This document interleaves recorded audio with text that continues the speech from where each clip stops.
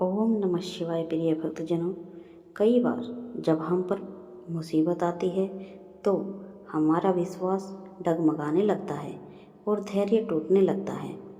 हम भगवान से शिकायत करने लगते हैं, लेकिन ऐसे समय में हमें अपने विश्वास को बनाए रखना चाहिए और मुसीबत से लड़ने का प्रयास करते रहना चाहिए। और उसके बाद हमें ये पता भी नहीं चल पाता कि भगवान हमारी कैसे सहायता करते हैं। हमारी आज की कहानी इसी बात पर आधारित है कि भगवान हमें बिना बताए हमारी सहायता कैसे करते हैं।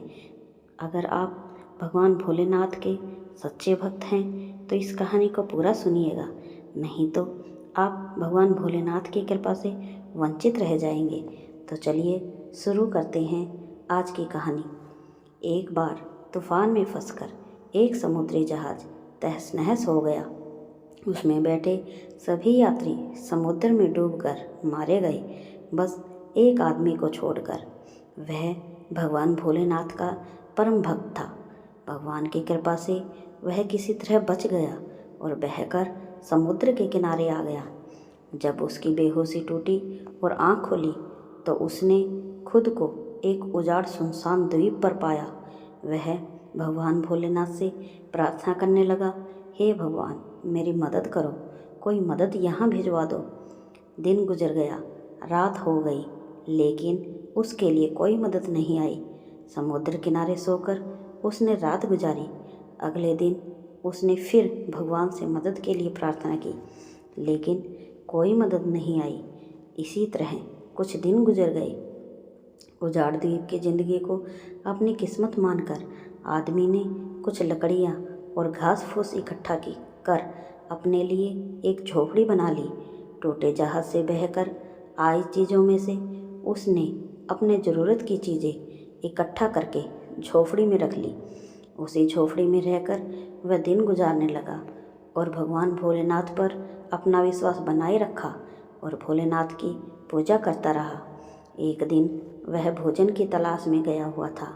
वापस लौटा तो देखा कि उसकी झोपड़ी में आग लगी हुई है। अपना एकमात्र आसरा उजड़ जाने से वह बहुत दुखी हुआ और आसमान की ओर सिर उठाकर भगवान को कोसने लगा, भगवान, मैंने तुमसे मदद भेजने के लिए कहा पर तूने न सुनी।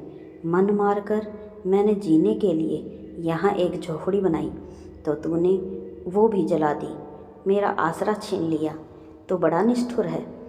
रात वह समुद्र के किनारे सोया। सुबह तेज आवाज़ से उसकी नींद खुल गई। उसने देखा एक समुद्री जहाज किनारे आ लगा था। वह खुश हो गया कि आखिरकार उसके लिए मदद आ गई है। वह जहाज में बैठा और जहाज चल पड़ा। उसने जहाज के कप्तान से पूछा, आपको कैसे पता चला कि मैं यहाँ इस उजाड़ द्वीप में फंसा हूँ? तो कप्तान ने जवाब दिया, हमें रेस्क्यू के लिए फायर सिग्नल भेजा गया था। पर मैंने तो कोई फायर सिग्नल नहीं भेजा, आदमी ने कहा। लेकिन हम तो फायर सिग्नल देखकर ही आए हैं, जहाज के कप्तान ने फिर कहा। तभी आदमी को अपनी जलती हुई झोपड़ी याद आई और वह समझ गया कि भगवान ने उसकी सहायता भेजने की प्रार्थना सुनकर उसकी झोपड़ी जलाकर समुद्री जहाज को उसके इस द्वीप में फंसे होने का संकेत दिया था। वह भगवान का धन्यवाद करने लगा। तो दोस्तों, जब भी हम पर मुसीबत आती है तो हमें अपने धैर्य को टूटने नहीं देना है, जबकि ऐसे समय में आवश्यकता है भगवान पर विश्वास बनाए रखकर मुसीबत से निकलने का प्रयास करने की। उस आदमी ने झोपड़ी बनाई तो भगवान ने उसमें आग लगाकर उसे उजाड़ द्वीप से निकलने में मदद की। हमें भी दिल छोटा किए बगैर भगवान पर विश्वास रखकर अपना प्रयास करते रहना चाहिए। हमारा प्रयास और भगवान का आशीर्वाद दोनों मिलकर हमें हर मुसीबत से निकाल लेंगे। तो दोस्तों, आज की कहानी आपको कैसी लगी कमेंट में लाइक करके ज़रूर बताइएगा।